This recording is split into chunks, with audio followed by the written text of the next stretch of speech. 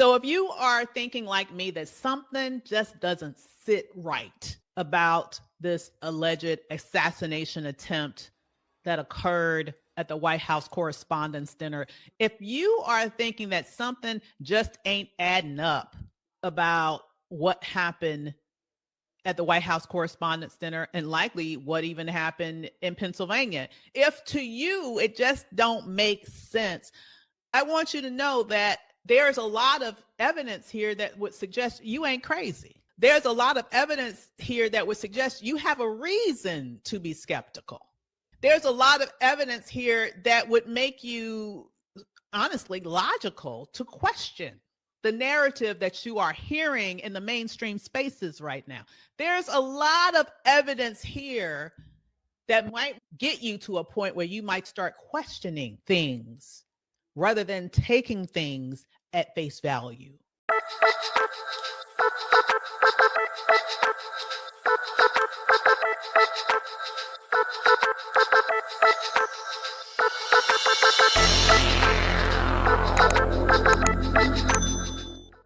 Hello, and welcome to today's episode of Fearless Politics. You know, a lot has happened over the past few days, has it not? We've had yet another alleged assassination attempt, but there may be some of you out there who are thinking, was this really an assassination attempt?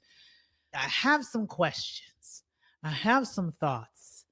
And even though we've seen quite a lot of information come out already, we know who the alleged attempted assassin is. We've seen his manifesto. We heard that he sent his family a copy of his manifesto literally just a few minutes before he went on this ill-fated journey of trying to get into the room with the president and others during the White House Correspondents' Dinner. Even after hearing all of that, you're just thinking, something don't sit right. Something ain't right. Something seems a little off to me. If that's you, then I want you to know that this episode of Fearless Politics is all about fearlessly breaking it all down. All right. So let's get right to the nitty gritty. A lot has happened in the last couple of days, has it not? Oh my goodness. What the hell? Yet another alleged assassination attempt. And you might be wondering what is going on, that we have had multiple assassination attempts against this one president. How is that possible? Well, I will say a lot of people are asking that. In fact, a lot of people are even wondering if this is a legitimate assassination attempt or is it a false flag? I want to say first that people on the left are not the only ones wondering if this president is capable of pulling off a false flag operation. In fact, recently, several people on the MAGA side of the spectrum have been wondering that too, not just about this most recent event, but several instances of individuals on the right wondering if what happened in Pennsylvania that actually kicked off Trump's political resurrection was in fact a legitimate assassination attempt. There have been statements made by the likes of Tucker Carlson, made by the likes of Candace Owens, made by individuals all around what had been the base of what got him elected that are now thinking, maybe that whole situation was faked. So in addition to the likes of Tucker and Candace, you had other podcast bros that were responsible for ushering Trump into office come out now and specifically argue that, maybe he faked the assassination attempt in Pennsylvania. Don't take my word for it. Let's take a listen to Tim Dillon, who recently on his podcast posed that same question. In fact, he had some advice for Trump. He said, hey, go ahead and admit it.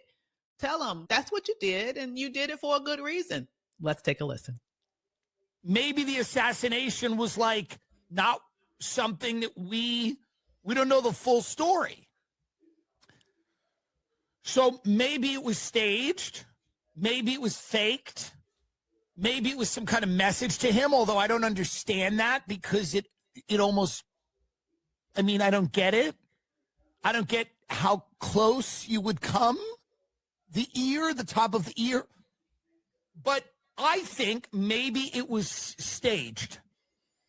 And I think now is the time to just come out and say, some people are going to be upset by this, but we staged the assassination attempt in Butler to show people how important it is and how important it was to vote for me and how far I was willing to go for them. Maybe the assassination was like not something that we don't know the full story. All right, you guys. So that is someone who is known to have supported Trump during the presidential election. That is someone who is one of those right-leaning podcasters. I'm not going to allege that he's the most far-right person, but he was definitely one of those podcasters who was part of this bro culture that led to great expansions of young men voting for Trump in the presidential election. And he is saying that what happened in Pennsylvania was in fact a false flag. He is saying that not only does he believe that it's fake, he believes that Trump should just come out and admit it was fake. Now, if Trump's own supporters are now at a space in which they themselves are suggesting that what happened in Pennsylvania was faked, then I think that it makes sense to at least think more critically about what we just witnessed. I think it makes sense to do that. And so today I really want to unpack what we know right now and move forward with that. And then you come to your own conclusions. All right. I know for me, I find it very suspect. I find it very, very suspect. So here's what I will say before we go into that. One more thing about the Pennsylvania experience. I showed you where now even his own people are suggesting that it was staged. I want to also tell you, without divulging any specific names, without divulging any specific network, I want to also tell you that I have several friends that have worked and currently work in the mainstream media as a media commentator. And one of those friends told me that when this happened in Pennsylvania, that there were several people, including him, who questioned it, who thought that it seemed suspect, who believed that it was likely staged. And he said that he was told, along with his colleagues in that mainstream network, well-respected major news network, that they'd better not say a peep about that suspicion, that they need to keep that undercover, that they cannot say that on air. And so it became very clear that if you say something like this live on television, you can consider your career gone. And I just want to say that's one of the things that makes independent media so important, because we say what we want to say. Now, I will say, I just got a notification on TikTok that I'm spreading disinformation. No, I'm sharing what a MAGA person said. But then again, we also know who now owns TikTok. So I do want you to realize that we are still in a very compressed society, that the ownership of the media is being more and more consolidated in right-wing hands. That might cause things. There we go. There we go. And as soon as I said that, my TikTok live was removed. Hello. Isn't that surprising? It's not to me. But I will say it verifies what I'm saying, that the information that we are receiving is being shaped. And so that's why it's now more important than ever that we ask the hard questions, that we begin to have these conversations where we can share facts with one another so that you can make your own informed decision about what you choose to believe and what you choose not to believe. And so I want to take a minute today to really continue to unpack what we know now. So the sequence of events that happened at the White House Correspondents' Dinner. One of the things that I find very interesting is that it's now being reported that on the day of this event, that all of a sudden the elevator was unlocked in the hotel. What do I mean by that? You know that oftentimes certain hotels, in order to get to your floor after you check in, you have to touch your key onto a key fob in order to go up to whatever floor that your room is on. So in essence, it really controls you, where you can and cannot go in that hotel as a safety measure, even when there's no dignitaries there. This is something that not only most hotels do, or many hotels do, it is something that this specific hotel does. This hotel was actually the same hotel that Ronald Reagan was leaving when he experienced his assassination attempt. And so one would think that this is a hotel then that would be a little bit on high alert in situations like this. And even beyond that, in this day and age, it is rather normal that hotels limit your navigation of their space by having you use your key fob or your hotel room key to limit what floors you can and can't get off on. On this day, that function was not working in that hotel. I find that suspicious. I will say this. I do have personal experience of making multiple trips to the White House, to the main area of the White House, the East Wing, the West Wing, as well as the White House office building. I've attended multiple events in public venues that included the President of the United States, not this president, not this president, but in other situations. And so I will say I'm familiar with the level of security that it takes when a president is speaking in a public event. And it is a high level of security. Now, obviously, when you're not in the White House, it's less, okay? You have to go through you have to submit all of your information in advance before you can even come into the White House. They run a background check on you before the day that you're supposed to even go there. So it's a very different level of scrutiny. However, in terms of public events, they do have multiple areas where you have to go through a level of security where your bags are checked. You have to walk through those electric monitors that they use to make sure that you're not carrying any weapons or carrying any metal on you at all. Typically, there are a couple of different layers of that. And there's always lots of police, security, and obviously Secret Service around. That is always the case. But it's interesting that on this day, as I mentioned, that you would have this huge security breach with regards to the elevator and access to that space that would be available to anyone. I find that to be very odd. I also find odd the reaction to this. I find odd the reaction to it. I saw a picture of good old Pete Hegseth, my favorite nemesis to talk about because he gives you so much material of his incompetence and ridiculousness. But I would think that if you are the Secretary of Defense and there was a legitimate threat to not only your life, but the life of the president, the vice president, and the Speaker of the House, like now we got to go way down the line of succession if somebody gets in there and actually starts murdering people. So it's a very potentially compromising situation. It's a very, very serious situation. I would find it odd if I'm him to react in the way that he reacted. Now, let me just share with you a little something that I saw that I found very interesting. That's a picture of good old Pete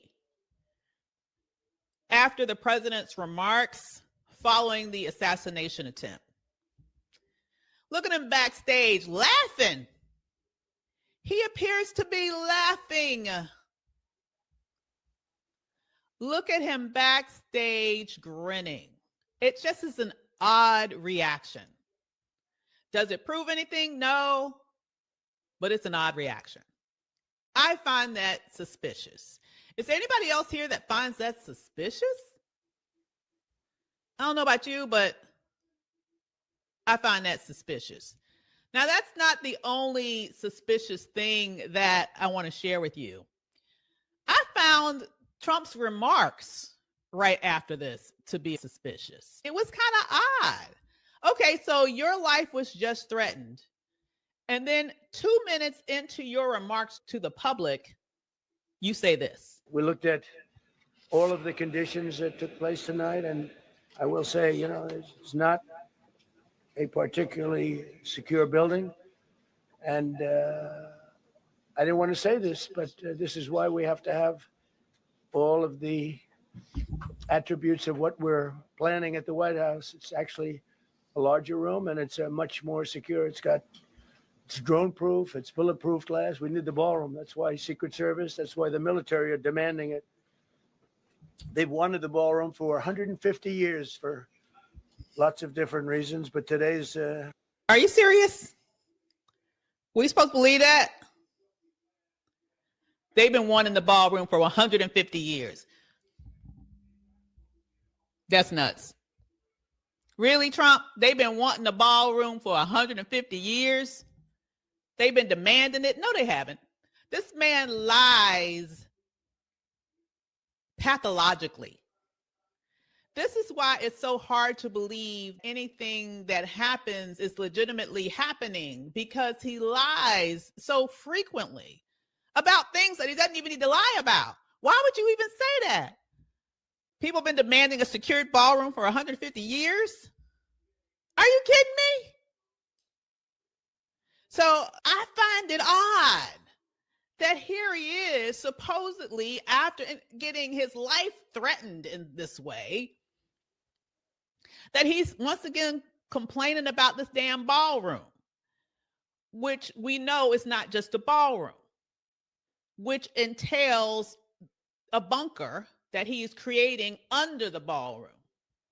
And so it makes me wonder, what are his ultimate plans for this bunker that he is so fixated on creating? Now, he followed this up with a tweet on Truth Social that essentially said the same thing. He made a claim that they've been wanting it for 150 years, that the presidents have been wanting this for 150 years. And you know what? He sent out basically the bat signal to Republicans and Republican sympathizers, and they answered. All right. Since he did that, you've been having Republicans being more vocal about their support for the ballroom. You had Meghan McCain post on X, "I don't want to hear one more fucking criticism of Trump's new ballroom at the White House." That's really interesting. After he so dishonored her father, but loyalty apparently means nothing to them. Okay. Then you have the dino. That's what I'm going to call him, a dino. A Democrat in name only, Senator John Fetterman, who posted, this was reported in Axios today, that people should drop the Trump derangement syndrome and build a White House ballroom for events exactly like these. Now, first of all, let's just interject some facts into this situation. The White House Correspondents' Dinner is not something that is developed, arranged, orchestrated, put together, planned, produced by the White House. So this nonsense about we need the ballroom so it can happen in the ballroom is straight up bullshit, because White House officials do not determine the location of the White House Correspondents' Dinner. There's an entire White House Correspondents organization that does that independently. In fact, it would really be rather against their ethos to have the White House do it, because the whole point is to come together for this one night. But ultimately, there is a separation between the government and the press, and they are proud of that independence. And so they have their own organization, they have their own dinner, they have their own functions around the time of the dinner that has nothing to do with the White House. None of it ever happens at the White House. But I find it very interesting that he is using this event to promote moving forward with the ballroom, which is ultimately a military bunker that he is placing underground under the ballroom. That's really what he's concerned about. And it's happening at a time in which he's still embroiled in a court battle about whether or not he can move forward with his plans. The whole issue is not resolved in the courts yet, because as we all know, he went ahead and just tore down the East Wing without anybody being notified ahead of time, and then just started doing it. It makes me wonder, what are his plans for that bunker? Why is this so important to him? Why is he using this apparent, supposed attempt on his life and the life of other people in his administration and potentially anybody that was in that room last night as an excuse to push the bunker that he wants to build, that he's giving no big contracts for, as was reported last week, that he supposedly has gotten all these contributions, but we don't know if there's any quid pro quo associated with the contributions that he's received with regards to that quote unquote ballroom / bunker. I got questions, Trump. I got questions. Why you need this bunker so bad? It seems odd. It seems suspicious. I find it suspicious. I love it. Norma here, she says, I'm 72, but I hang around a lot of young folks. So as they would say, stop playing in our faces. Stop playing in our faces. And in the vernacular of my generation, this is BS, period. I completely agree with you, Norma. It's extremely suspicious. It seems very much like BS to me. Okay. So then I also thought about, well, as this is going on and we're talking about this attempt, wall-to-wall media coverage, you know how the media works. It works in the way of feeding frenzies. So if there's a big new breaking story, that's pretty much all they're going to talk about, at least for a few days straight.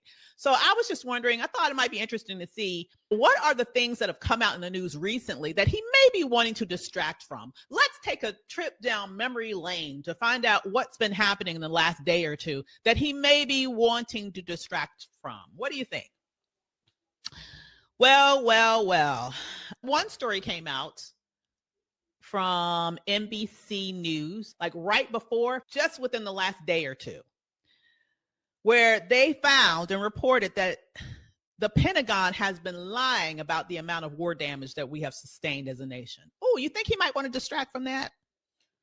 He might want to distract from that. This report, in fact, found that Iran has hit dozens of targets in the Gulf region that include warehouses, command headquarters, aircraft hangars, satellite communications infrastructure, runways, high-end radar systems, and dozens of aircraft. Dozens. The report says that these damages are from Iran's retaliatory attacks against U.S. military bases throughout several countries in that region. And it's far worse than has been publicly acknowledged and is expected to cost in the billions of dollars to repair. How many of you have heard that story? Probably haven't heard about that story. And you're probably not going to hear about that story because we're busy talking about this. I wonder what else they might want to distract from that's happened recently. Oh, maybe the fact that Trump got punked when it came to the ceasefire talks that were supposed to happen over the course of the weekend.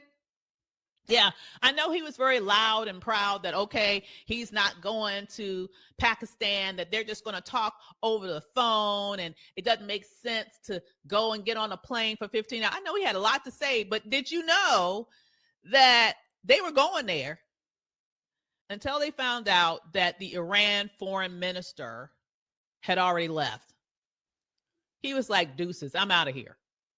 So the foreign minister from Iran picked up and left because a couple of things that he had set as a precondition were not met. All over the news was all of this stuff about the U.S. has brokered this talks between Lebanon and Israel, and they've come to an agreement, and there's going to be a ceasefire, which is one of the preconditions that Iran had from the very beginning about the ceasefire. Guess what? On Saturday, Netanyahu announced that they would resume attacks, and they have resumed attacks. So that's probably one of the reasons why the Iran foreign minister left. It's like, wait a minute.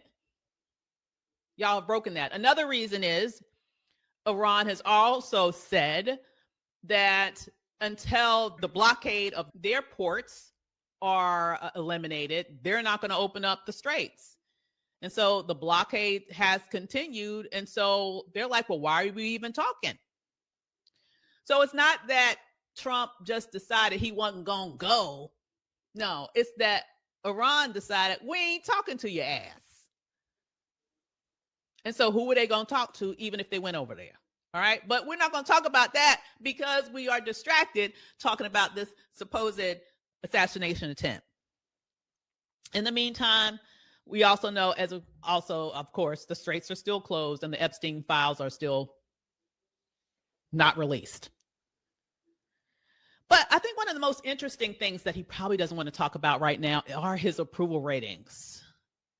And it's not just that he has bad approval ratings, it's that he has historically bad approval ratings. The New York Times just shared a polling average of approval ratings. This just came out the day before this attempt, and found that he had an average of, when I say an average, they looked at several polls, okay, and averaged all the polls. And they found that he had a polling average of only a 39% approval rating. That is the lowest approval rating that he has had since the approval rating that he had right after the January 6th attack. So it's historically low. It's the lowest that he's had since then. But even worse than that, you guys, has been approval ratings specifically related to his handling of the economy. For example, a Marquette University poll found that his approval rating among independents, only 28% approve of him. We know it's even lower among Democrats, but among independents, which is that critical swing vote, only 28% approve of his handling of the economy. And that's down from 39% when he took office. Let me also say there was another examination looking at an aggregate of polls and comparing this specific issue, approval ratings around the economy, with several different presidential administrations. And they found that where Trump is right now is the lowest approval rating for any president in recent history as it relates to the handling of the economy. Let me share a poll with you. So check this out. This is a graph that looks at the presidential approval rating of the U.S. economy. It's looking at an average of different polls around presidential handling of the economy. And as you can see right now, what they're showing you is how low beyond the 50% level each president is in terms of their lowest approval rating on this issue while they were in office. So let's see where Trump is compared to other presidents. You can see he is by far the worst. He is sitting at an abysmal approval rating at minus 32 points. His approval rating on the economy is minus 32 points. That is the worst that we've seen in history in terms of however long they've been taking these polls. All right. Now look at that compared to President Carter back in 1978. We know that Carter historically got mollywopped in the polls with regards to what happened to the price of gas under his administration. People really accredit him losing his reelection bid largely because of that. Obviously, he had the hostage crisis too, but that issue was horrible for him, and it ended up being the beginning of the end of his presidency. Even Carter was just minus 22%. So he's like a whole 10% better off than Trump is now. Compare this to Bush, 2008. Bush was worse than Carter, but still a whole lot better than where Trump is right now. And look at Biden. Biden was at negative 25%. Oh my goodness. Remember when he and Kamala were running for office and everybody was talking about how bad the economy was, how high the prices were. You remember all the conversations about, oh God, the price of eggs, price of eggs, price of eggs. The price of eggs, Lord have mercy, the price of eggs. So I cannot bring myself to vote for Kamala Harris because of the price of eggs. According to this, Biden's lowest when it came to the economy was negative 25 points. 7 points better than where Trump is right now. He is in a historic level of failure when it comes to approval ratings right now. And if you don't think this is a crisis, let me let you know this is a crisis. So, needless to say, you guys, this is a crisis. This is a crisis. Oh my God. Red alert. Midterms are coming up. We are polling at historic lows when it comes to the economy. Historically, an issue that Republicans would lead Democrats on, even when it makes no logical sense, because people keep falling for the lies about trickle-down economy that honestly never really trickles down. Okay. But at this moment, people are seeing the lie.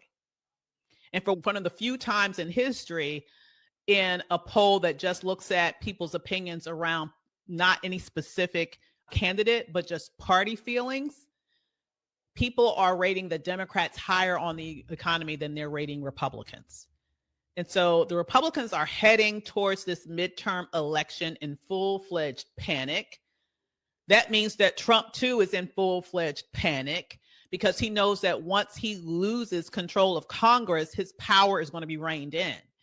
And in fact, they are so concerned right now, and rightfully so, because they understand that not only are they clearly going to be mollywopped in the House, they may also lose the Senate. So they're concerned about losing grip on both houses of Congress, which could lead to a historic set of challenges that Trump will face once the Democrats gain power. And as long as the economy looks like it does, as long as this polling looks like it does, specifically with regards to people's perceptions on the economy, they understand that not only is Trump's ass on the line right now, just in terms of him being able to push forth this wildly right-wing agenda that Project 2025 has laid out for him, but all of their asses are on the line in terms of elected officials that are in the House and the Senate right now who are branded by that GOP brand that people now are rightfully associating with economic failure, among other things. Add on top of that, the war. Add on top of that, what they've done to healthcare. Add on top of that, so many other issues. And so they understand that they're facing a blue wave in November, and they're desperate to stop it from happening. So if you're desperate to stop that from happening, what wouldn't you do to pull it back? What wouldn't you do? Well, here's what I would suggest. You might want to do something that would cause people to think about something else. And so when I think about that, I think about this. You guys might remember that there was an election that happened in Hungary. You remember when that election happened in Hungary? The election that J.D. Vance spoke at an Orban rally, and he tried to tell the people at the rally that they need to support him. He even called Trump from the podium, put him on the speakerphone, and then Orban lost resoundingly. Do you remember that? Once again, showcasing yet another area in which J.D. Vance is a complete and utter failure, but that's a whole nother conversation. Well, did you know that around the time that happened, according to reports, there was a little something that Russia did to try to put their fingerprints on those results, to try to persuade or help their man Orban actually win the election, because they wanted to be able to help him out. He was an ally of Russia. So what happened? So around this time that this election was happening, it was clear that Orban wasn't doing well. And so Russia, according to European intelligence services, Russia contacted Orban and suggested or proposed that he stage an assassination attempt. They suggested to Orban that he stage an assassination attempt to reverse his declining popularity ahead of the April 12th election. Boom. Absolutely did. And to be specific, the alleged plan, dubbed the Game Changer, aimed to shift the campaign from economic grievances to security fears, underscoring Hungary's strategic value to Moscow. Boom. Let me say that again. That is worth repeating. According to European intelligence agencies, Russia put together a plan for Orban called the Game Changer. And the whole purpose of this plan was to shift his campaign from economic grievances, because just like Trump, the people in Hungary were suffering economically. And he was rightfully being blamed for that. So he was in a point where he was politically disadvantaged as a result of that. What Putin suggested was that they stage an assassination attempt to shift the attention of the public away from their economic grievances and instead to play up security fears, to really be able to engender a sense that we need to be secure. So I find that very interesting. Don't you find that suspicious? See, here's what I want you to understand. It's not that false flag operations are nonsensical. It's not like this is something that is beyond imagination. This is something that nations plot to do.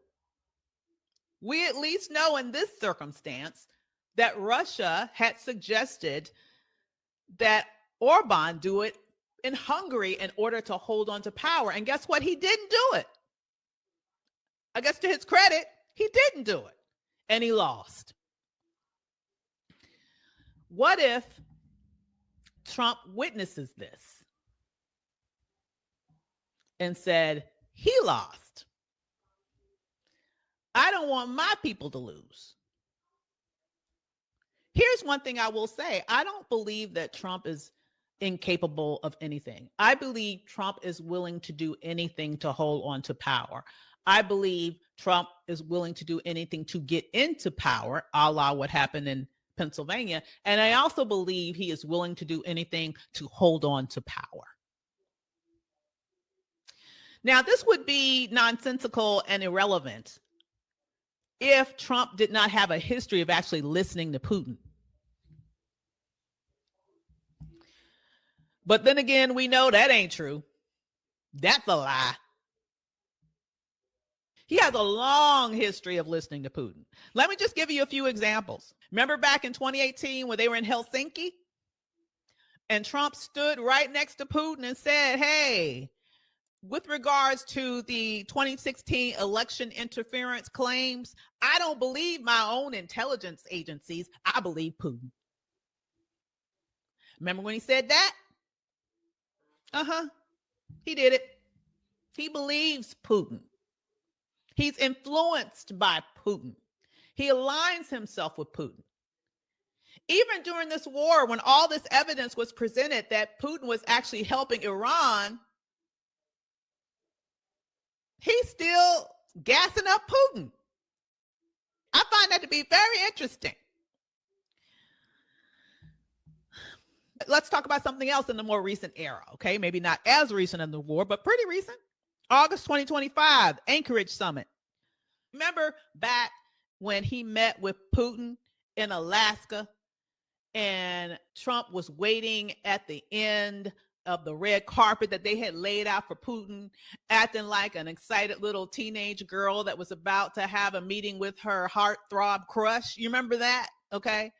Well, right after that, he apparently went on Fox News and said he wanted to tell Zelensky about the Ukraine war that is still going on to this day. Go ahead and make a deal. Make a deal that, in fact, ironically aligned to what Putin wanted in the talks that they had just had in Alaska. Ain't that interesting? He seems to be very much influenced by Putin.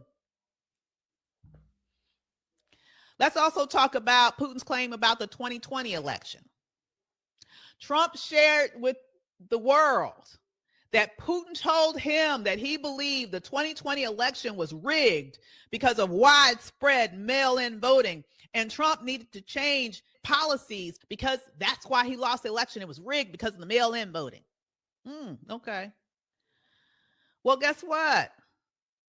Trump has now gone and signed an executive order that severely restricts what? Mail-in voting. Oh, ain't that interesting? Okay. Sounds like Putin is influencing. That's a nice way of saying it. That sounds like he's Putin's puppet. Sounds like he's doing what Putin tells him to do.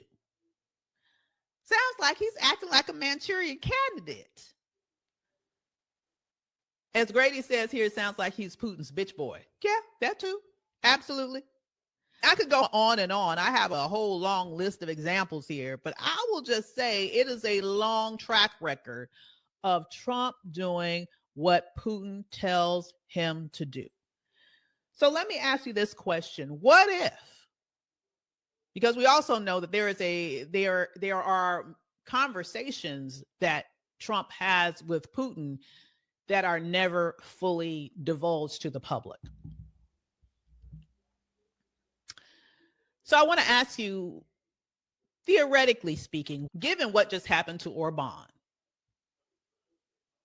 what if Putin is having some conversations with Trump where he is giving him the same advice that he had given to Orban? Hey, bruh, I see you under some trouble there with your economy. I see that you're hurting in the polls. I see that it may, in fact, undermine your party's ability to maintain power, not only in the House, but in the Senate. I see that's really going to put a real kink in your plans in terms of consolidating your power. I know you want to be like me. I know you want to be there 5, 10, 15, 20 years in the future, and you can't do all of that if you lose power in the midterm. So, bruh, why don't you just do what I told Orban to do? See, he didn't follow my advice. You see what happened to him. Why don't you do what I told Orban to do? Can you imagine a scenario where that might be the case? I know I can. And here's the thing. I don't trust Trump to have the ethical boundaries to say no. Do you? I know I don't. So if you are thinking like me that something just doesn't sit right about this alleged assassination attempt that occurred at the White House Correspondents' Dinner, if you are thinking that something just ain't adding up about what happened at the White House Correspondents' Dinner and likely what even happened in Pennsylvania, if to you it just don't make sense, I want you to know that there's a lot of evidence here that would suggest you ain't crazy. There's a lot of evidence here that would suggest you have a reason to be skeptical. There's a lot of evidence here that would make you honestly logical to question the narrative that you are hearing in the mainstream spaces right now. There's a lot of evidence here that might get you to a point where you might start questioning things rather than taking things at face value. I want you to know that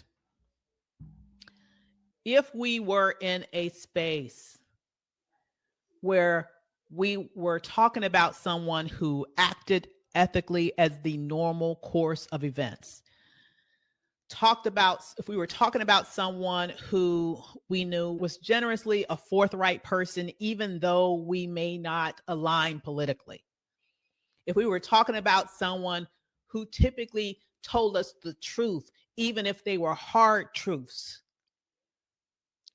then thinking in this way might be unreasonable. But we're talking about someone here who is the diametrical opposite of everything that I just said. We are talking about someone who lies so often that the fact check people just gave up on fact checking him. We're talking about someone who has, between himself and his friends, made a conscientious effort to consolidate the media under their ownership so that they can all be singing off the same song sheet. We are talking about someone who wants to stay in power by any means necessary. And if we know then that's who we're talking about, then we need to start thinking critically as a normal course of events. We need to stop just consuming the narrative and assuming that the narrative that we are being sold is the only narrative that is the possible truth. Now, you may hear everything that I've told you today and say, well, I do think everything is on the up and up, and that is your right.